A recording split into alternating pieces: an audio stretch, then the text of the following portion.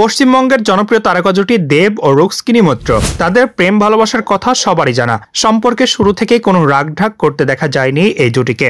এমনকি হ্যাপি প্রেমিক যুগলের তকমাও পেয়েছেন তারা। তবে হঠাৎ কি হলো দেব রুক্সকিনির, আর কেনই বা ভালোবাসার মানুষকে আনফলো করলেন রুক্সকিনি? জানা গেছে দেবকে সামাজিক যোগাযোগ মাধ্যমে অনুসরণ করা বন্ধ করে দিয়েছেন রুক্সকিনি। এরপর থেকেই মন খারাপ তাদের ভক্তদের। তবে টলিউডের অনেকেরই দাবি করছেন দেব রুক্সকিনির এই বিচ্ছেদ নাকি সুপরিকল্পিত। ঘটনার সূত্রপাত একটি ভিডিও থেকে। খাদানের প্রচারে বেরিয়েছিলেন দেব, ইধিকা পাল, যিশু সেনগুপ্ত সহ সিনেমার পুরো টিম। আর সেখানেই নাকি দেব রসিকতা করে ক্যামেরার সামনে জানান তিনি সিঙ্গেল। এই ভিডিও থেকে শুরু দেব রুক্সকিনির মনোমালিন্য। মূলত এরপরই আচমকা দেবকে আনফলো করেন রুক্সকিনি। অথচ 30তম কলকাতা আন্তর্জাতিক চলচ্চিত্র উৎসবের উদ্বোধনী অনুষ্ঠানে একসঙ্গে উপস্থিত ছিলেন দুজনে। সেখানে মুখ্যমন্ত্রী মমতার সৌজন্যে রুক্সকিনির দেওয়া উত্তরীয় দেবের গলায় পৌঁছেছে।